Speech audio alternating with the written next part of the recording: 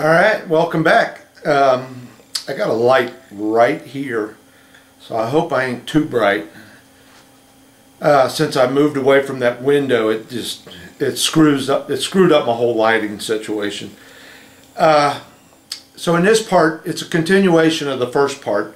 Really haven't started on the ship yet, but I want to get into a little bit of the problems I found in my research and the problems I found in looking up the colors of the ship, and I'll tell you a little bit about that wood deck I got and why I got so many pieces to it.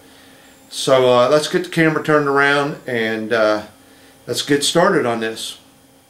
Okay, first thing I want to do is I forgot to tell you something very important about this Easy Line string.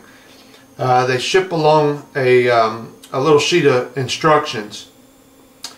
And one of the important things they tell you is apparently this is not UV protected. UV protected. In other words, sunlight. They tell you that sunlight will deteriorate it. So if you build this model, don't put it on display. If you're using this in front of a window where sunlight will get to it, because they said it will break it down. Alright. Second thing, I ran a list here. I showed you everything I bought and what I paid. So here's pretty much what it comes down to. Alright. I got $40 I paid for the model. And I rounded everything off to the nearest dollar. Around $24 for that Easy Line string. $36 off of eBay for the photo etch. The wood deck was around $19. I got one bottle of glue coming, which is going to cost me around $7. And the flags I've got coming, they're in the mail now. I believe for 2 sets of flags they were around $8. So, without even getting started, I've already got $134 invested in this model, not including the paint I have to go out and buy. So by the time I'm done, I will have close to $150 in this model. Okay, for a $40 model, that's what you're looking at if you want to do what I'm doing. Now, my research. Alright, I've got a bunch of websites and things that I saved on the internet. I bookmarked them on my computer, and got a bunch of pictures of the ship. Now, one of the things I noticed, they have a picture of the ship in what I would say probably her early days. If you remember, this ship was actually commissioned in 1908 was when she was put to sea. She was launched in 1907, but you know, then they take her and do all the deck work and stuff and bring the guns in. So she was actually commissioned in 1908 and then sank in 1915. Alright? In one of the early pictures I seen of her, she only had one searchlight up here. On the model I got, and on this picture here, which is a later picture, she has 2 searchlights up here, one next to each other, and then 2 searchlights back here, one in front of each other. Also, on the bow of the ship, on the early pictures, she had a crest or artwork, I don't know what it would be called, I guess it was a crest, that wrapped around the bow of the ship. It went on both sides, but it wrapped around it. And what they give you in the model, and what this picture shows, is a small crest on each side of the ship. So what they give you in the model is a little decal. So I don't know if I'm going to use that or not. I'm going to work on that, see what I can come up with. So when you're doing your research, you got to kind of more or less get a time frame. And that's hard to do because I never seen when she was in being refitted or anything. So I don't know what time period certain pictures were taken in. Also on this picture here, she's got some stripes on her funnels. She's got 2 stripes here, and they look white. 2 white stripes there, 2 white stripes there, and 1 single stripe back here. Okay? Now I understand that was more or less a way of identifying the ships and what what battle group they were in or something like that, you know. So I've only got a couple pictures that I've seen out of all the pictures I got where she has the stripes on her. Now, one of the things you have to realize is that she cruised around for a few years before the war. They got pictures of her up in New York Harbor. And she was basically, about 3 or 4 different colors. Once the war started, I think she was down in South America, and she got orders to paint the whole ship gray. Alright? And since she was not in her home port, it was more or less up to the ship's captain to get some gray paint. I guess he went to Walmart down in South America and got some gray paint. I don't know. So not all the ships were the same shade of gray, from what I understand. It was wherever they were at, what gray they could get their hands on, they painted the ship. So you'll see a lot of different pictures of her in different color schemes. Now, here's one of the biggest challenges I had. I found some blueprints for the Dresden. I thought, oh wow, this is great. These were the actual blueprints of a Dresden. Okay? Of a Dresden. And I thought, boy, I hit the jackpot there. Well, it turned out, here's the deal with this ship. Once she sank in 1915, they came along and built another Dresden. And she was commissioned in 1918, and she sunk in 1919. So you got 2 Dresdens. You got a Dresden here, and then the other one was a Dresden too. And by translating some of the German on the blueprints, I was able to come up and figure out, and by looking at the shape of the hull, the bow, it was all different. I was able to determine, well, those were the blueprints for another Dresden, the second one. In this one here, in an earlier class of this battleship, they had the mast in front of the, I don't know what you want to call that, superstructure.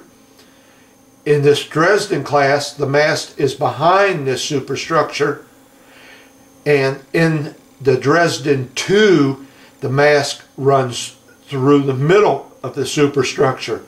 So those are things I had to, sort through and figure out. Now, I came across a Russian website, and I translated it on Google, and I came up with some more blueprints. And they were more or less drawings of a blueprint. They weren't the actual blueprints of the Dresden. And they will help out pretty good in seeing some stuff. I have found no deck pictures at all of this ship. Every picture I got of this ship is like this, where it's taken from a distance. I have no deck pictures at all. They're probably out there. I haven't found them. I'm sure there's books out. I know there's a couple books out on this, but I'm not going to spend the money to go out and get a book to build a ship. What I do is when I get a model, I Google the model. And then if you scroll down a little bit, you will see a section that says images of the Dresden. And I start going through all them pictures and where they came from and what else they got attached to them, and that's how I do my research, and I find a lot of stuff like that. So if you're going to do any kind of research, that's what I would recommend. Google in whatever you're building and you will find your research. Now, so like I said, be careful on your research, because there was 2 Dresdens built within a few years together. This one sunk 1915, the other one was built 1918. So don't get confused between the two, because there are some big differences. A matter of fact, this Dresden here that I'm building was, let me get it here, I got it written down, 388 feet long. The second Dresden was 510 feet long. So you could really get confused on that pretty easily. Now the colors. I found a website, all right, www.sms-navy.com, and in that website they gave the colors from April 1896 to June of 1916, the Imperial German Navy. And apparently this was their colors. Red brown on the bottom, that looks like a gray stripe, not a black one. A dark gray from the stripe up to the deck, and from the deck on up a light gray, and then some flat black. Now, once the war started in World War I, they went to all gray. So you will find some models on the internet that people have built, and I believe there's one in Australia that's pretty important on display, and it's pretty much all gray. That's what they did after the war started. So I'm going to try and go with this color scheme here before the war started. Now the problem I had with this is converting this into what I can get a hold of. And here's the color chart for this. This was on the same website, and there's their color call out. It shows you here. It says right here, red brown number 5. All right. If you look on here, 1, 2, 3, 4, number 5, that's that color. Now, the problem with this is this color is an RAL. I have no idea who manufactures RAL. I've never seen it around here where I live, but they give you the number of that color, okay? So I went to a cross-reference on the internet of colors, all right? Basically what I can get a hold of around where I live is Tamiya, Hummel, or Model Masters and Testers, which is the same company. So I pretty much like that Model Masters, but I will buy Tamiya because the hobby store has a little bit bigger selection. So here's a color conversion chart. Now they got RAL over here, okay, and those numbers that I showed you.